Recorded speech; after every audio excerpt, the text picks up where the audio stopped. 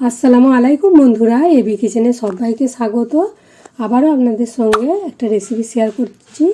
আজকের রেসিপিটা হচ্ছে অতি সাধারণ রেসিপি, কিন্তু খেতে কিন্তু খুব টেস্ট। এই তরকারি থাকলে গরম ভাতে আর কোনো তরকারি লাগবে না।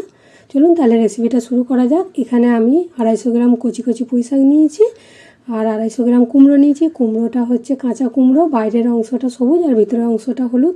এই ধরনের কুমড়ো হলেও খেতে দারুণ টেস্ট হয়। তাহলে কুমড়ো আর পুঁই শাকটাকে কেটে ভালো করে ধুয়ে নিয়ে আমি কুকারে একটা সিটি দিয়ে নিচ্ছি।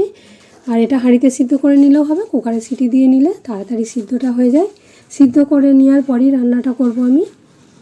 এবার আমি একটা কড়াই চাপিয়ে দিচ্ছি। কড়াইতে এখানে সরষের তেল দিচ্ছি। কেউ যদি সরষের তেল খান না, সাদা তেলেও রান্নাটা করলে হবে। পরিমাণ মতো যতটা সরষের তেল লাগবে সরষের তেল দিলাম। এবার তেলটাকে বেশ ভালো মতো গরম করে নিচ্ছি।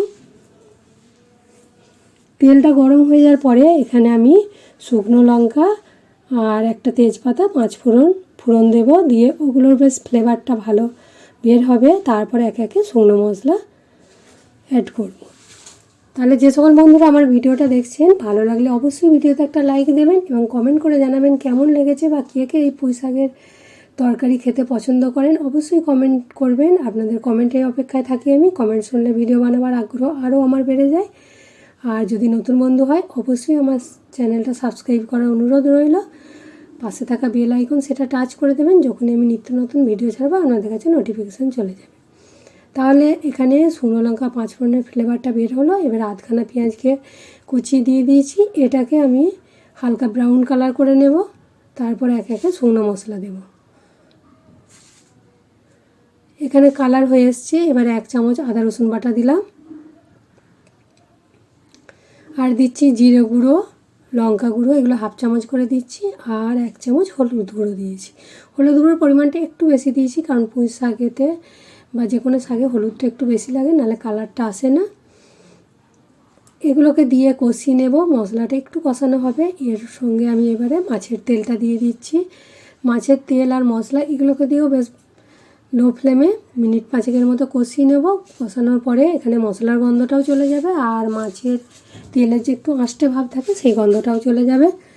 গন্ধটা চলে যাওয়ার পর ভাপিয়ে রাখা পুঁই শাকটা দিয়ে দেব। এটা কিন্তু লো ফ্লেমে ভাজতে হবে, নাহলে মশলাটা তলায় লেগে যাবে। মশলাটা বেশ ভালো মতো আমার ভাজা হয়ে গেছে আর এর গন্ধটাও চলে গেছে। এবারে ভাপিয়ে রাখা পুঁই শাকটা দিয়ে দিচ্ছি। এগুলোকে দিয়ে বেশ ফুটিয়ে নেব। ফুটে আসার পর গ্যাসের ফ্লেমটা আমি মিডিয়াম করে দিয়ে 5 মিনিট লো ফ্লেমে ফুটতে দেব।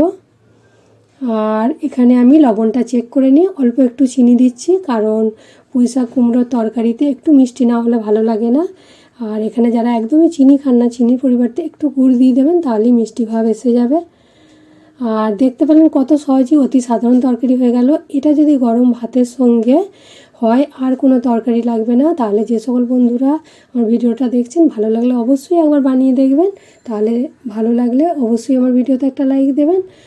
আর আজকে এই পর্যন্ত। আবার অন্য ভিডিও নিয়ে হাজির হব। সবাই ভালো থাকবেন, সুস্থ থাকবেন।